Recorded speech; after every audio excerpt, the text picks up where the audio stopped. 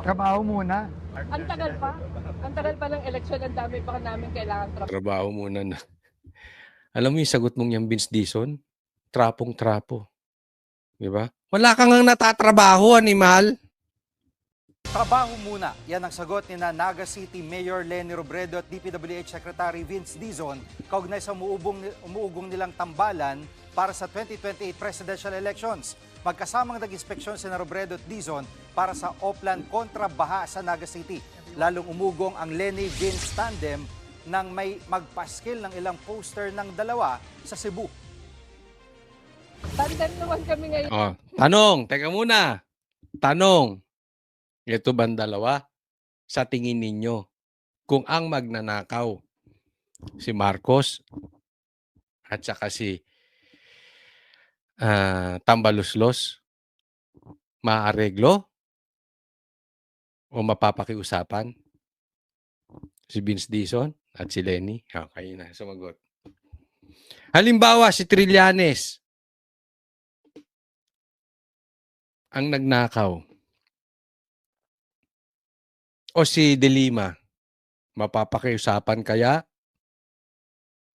itong si Leni at saka si Dizon? Bigyan ko pa kayo isang gandang halimbawa. Isang malaking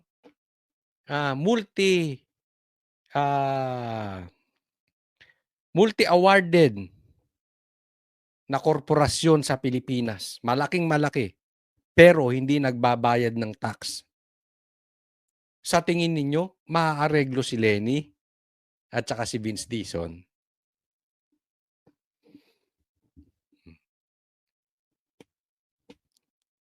Kasi nakita silang magkasama. At meron pang mga poster o tarpaulin na for president tsaka for vice president. Ako tatanungin ninyo, ituloy nyo yan. Ituloy nyo tumakbo kayong parehas nang mapahiya na kayo. Na once and for all, yung pinklawan, mailagay na natin sa inodoro. Ang titigas ng mukha eh. Sa totoo lang, nakakainis na sila. Hindi sila nakakatulong para solusyonan itong problema sa ghost projects. Kumakampi pa. Dahil lang sa kanilang galit kay Sara. Kaya sige, tumakbo na kayo. Leni, pakiusap, tumakbo ka na. Na matuldukan ka na.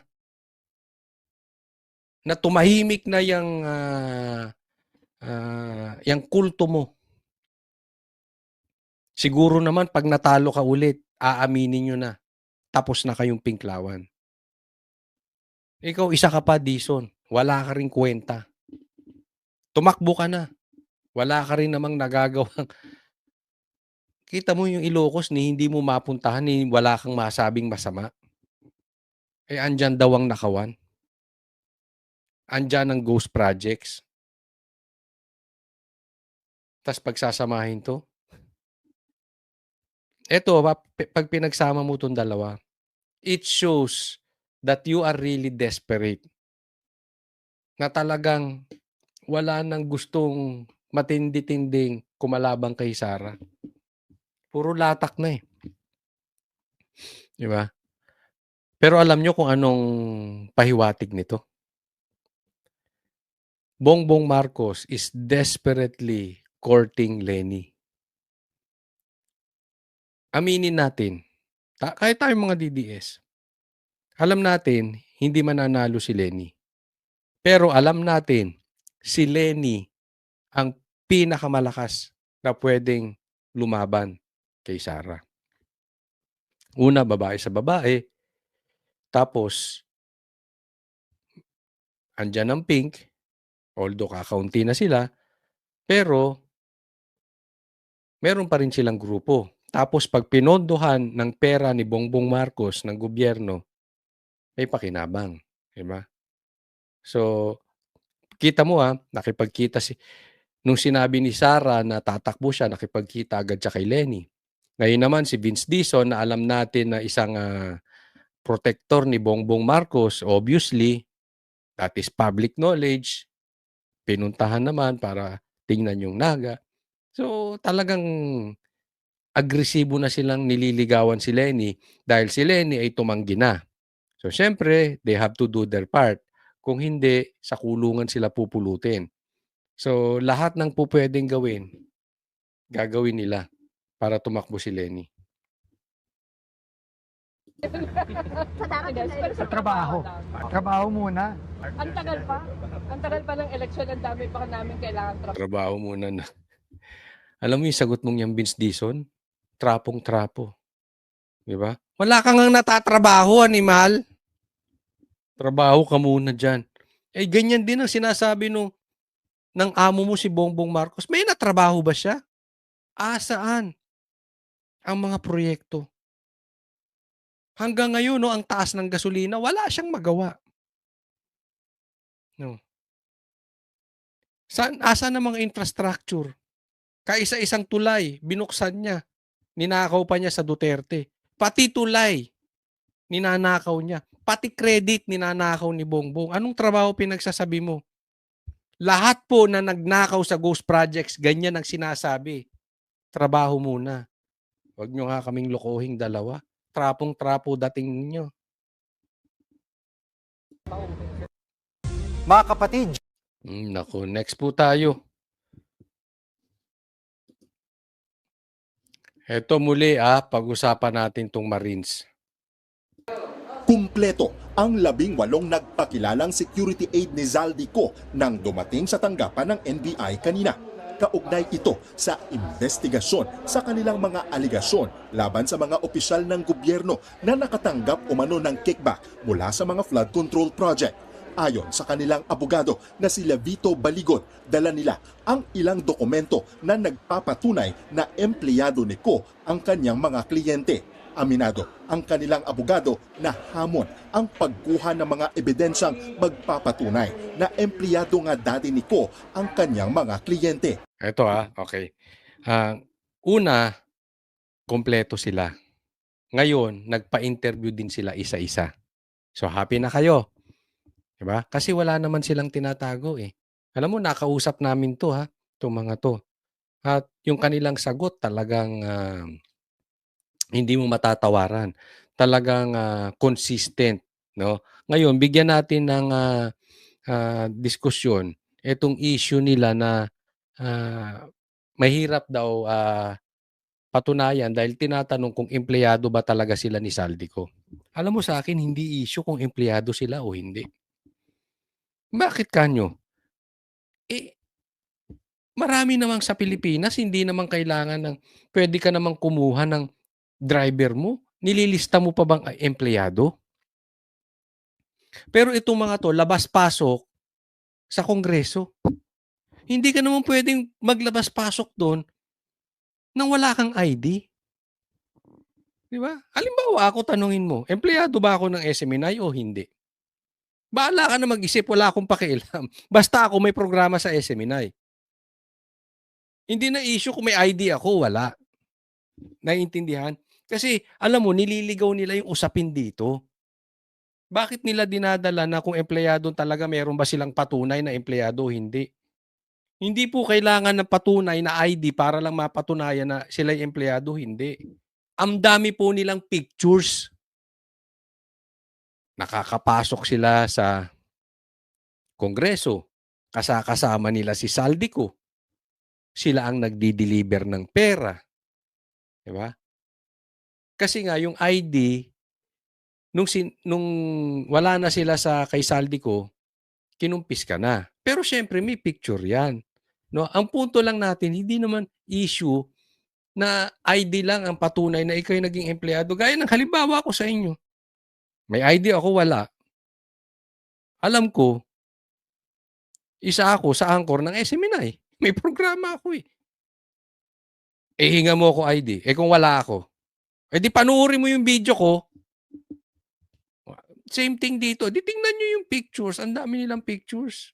Makakapasok ba ako sa Kongreso? Basta-basta? Sila nakakapasok. Sila mismo naghahatid. Pagkatapos ng Quadcom hearing, binibigyan nila. Ng envelope.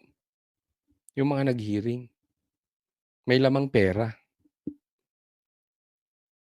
Opo, yun yung isang hurdle namin dahil yung contract certificate of employment mahirap makakuha dahil wala na si Saldico. So yung ID naman nila ay kinonfiscate pero may mga ipinakita kaming ibang mga pruweba na empleyado talaga sila ni Saldico. Yun. So, okay na yun. So, kayo media, wag nyo nang paikot-ikutin na nahihirapan sila, ganun-ganun. Hindi. Ang issue dito, meron silang proof na empleyado sila ni Saldico. Media. Period.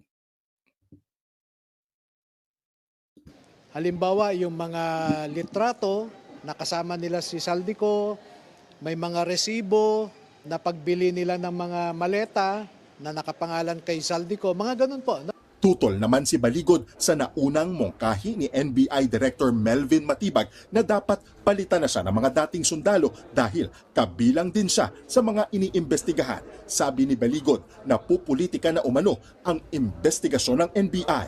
Inaalam ng NBI kung may malakas na ebidensya ang kampo ng mga dating bagmen laban sa mga opisyal ng gobyerno na nahatira nila umano ng mali-maletang pera. Ilan daw dyan? Dating miyembro ng gabinete ni Pangulong Bongbong Marcos. Yan. Member. Kaya nga napupulitika na eh. Dahil, tingnan mo tong NBI director. Sinong pinupuntirya? Yung Marines. Pati abogado pinupuntirya. May mga nahahatira na pera ng gabinete ni Bongbong Marcos. At hindi lang gabinete, pati si Bongbong Marcos nahatiran. Yung anak niya na si Sandro, merong picture. Nahatiran din. Halimbawa, si Secretary Pangandaman, siya mismo ang tumanggap eh. Pumunta siya sa basement 3 ng Horizon Homes, siya mismo ang tumanggap. November 2024. Kaya Pangandaman, kaya ka pala tahimik. Pero tandaan mo, hindi ka namin tatantanan hanggat hindi ka magsisiwalat. Alam mo yan kasi tumanggap ka rin. Ikaw mismo tumanggap eh. Nang mag-resign si Secretary Amena Pangandaman bilang delikadesa umano matapos masangkot ang DBM sa issue ng May delikadesa pa ba to? Ikaw ang budget secretary, tumatanggap ka ng maleta? Wow. Wow. Delikadesa ka mo? katiwalian. Sinisikap ng News 5 na makuha ang panig ni Pangandaman pero wala pa siyang sagot. Tumanggi naman ang NBI Director na sagutin ang mga naging patutsada ni Baligod. Well, it will establish the credibility of the testimony, tapos kung mayroon bang ibang mag-uusap, and will address all the angles na tinitingnan ng ahensya. Samantala, tumagal ng higit 7 oras ang one-on-one interview ng NBI sa mga dating bagman ni Ko kanina, bagay na binigyang halaga ni Matibag. Tanging si Attorney Ferdinand Topacio lang umano ang hindi pumayag sa one-on-one interview para sa kanyang kliyente na si dating Congressman Mike Defensor. Tingin ni Defensor, overreaching ang investigasyon ng NBI kaya siya tumanggi sa one-on-one. Isipin mo 7 hours, ginisa. Diba? Tapos, hindi nyo rin naman papatawag si Bongbong Marcos. Hindi nyo rin naman papatawag si Tambaluslos, si De Lima, si Trillanes, yung mga nakatanggap. Para ano pa yung 7 oras na yan? Ginisa nyo ng ginisa, in-interview nyo ng in-interview to 18 Marines. Tapos wala rin naman pala kayong gagawin. Interview, kaugnay ito sa paggamit ng mga dating Marines sa sasakyan ng kanyang asawa nang lumantad sila sa press con. Tumingkad daw ang issue ng pagpapadala ng pera sa ilang opisyal dahil sa paglilinaw ni Ombudsman Boying Rimulya kaugnay sa isang larawan na iniharap ng mga dating Marines. Anong sinasabi kay Speaker Martin Romualdez? 3 beses isang linggo ang delivery ng pera. Unang-una sa lahat, ito dapat walang politika. Kahit anong oras pa yun nangyari. Kung Marcos, kung Duterte, pag-aralan nila. Diba? Establish natin. Alam mo, maling-mali dito si, maling-mali dito si Boying sa sinabi niya na isa daw sa litrato ay dati pang litrato nung panahon ni Duterte. No? So, parang sinabi niya na totoo yung sinasabi ng Marines. Meron talagang deliveries. Kaya yun yung sinasabi ni Kong Mike. Hindi issue dito kung kailan. Kung panahon ni Duterte o panahon ni Bongbong Marcos. Yung maleta, yung lagayan, mali. Yung balato, mali. Di imbestigahan nyo parehas. Wala namang issue dun eh. Di ba? Pero ang ginawa ni Boyeng, parang binato sa Duterte, hindi nila alam, yung binato nila kay Duterte, bumalik sa kanila. Dahil marami talaga nakatanggap ng maleta at pinatotohanan ito ni Boyeng. Parang sinabi niya, totoo itong sinasabi ng mga Marines. Totoo merong maleta. Oh. Paano mo sasabihin ngayon na nung panahon ni Duterte, meron talagang tumanggap. Pero nung panahon ni Bongbong, hindi nakatanggap si Bongbong tsaka si Romualdez. Paano mo ngayon kukontrahin yung sarili mong sinabi? Ah, 'di ba? So kung talagang malinis si Bongbong Marcos at saka si Romualdez, ipatawag niyo. Sa Blue Ribbon. Imbestigahan niyo. Kung ayaw niyong imbestigahan dahil presidente, kahit man lang si Romualdez, imbestigahan ninyo. Kung ayaw niyo pa rin si Romualdez, sige, yung mga Marines, nang makita ng taong bayan, maisiwalat nila yung dapat maisiwalat doon. Na once and for all, may mapanagot. Hindi yung iimbestigahan ng NBI, tapos iimbestigahan din ng Ombudsman. Puro namang closed door. Diba? Malay natin kung ano lang pinagtatatanong doon. Bukas, sasabihin niya, 7 oras ginisa ngayon eh. Bukas sasabihin, ang may problema pa yung Marines. Diba? Alam na natin yung script nilang yan. Yan ang ilalabas nila dyan. Parang inimbestigahan yung personalidad.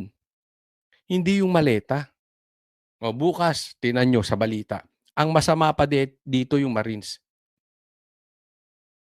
Hindi man lang nila titingnan saan dinala yung maleta, saan pera. Ginamit ba sa ghost projects? Ginamit ba sa proyekto?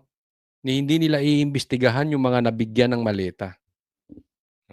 Asahan nyo, sinabi ko yan ha. Asahan ninyo mangyayari yan.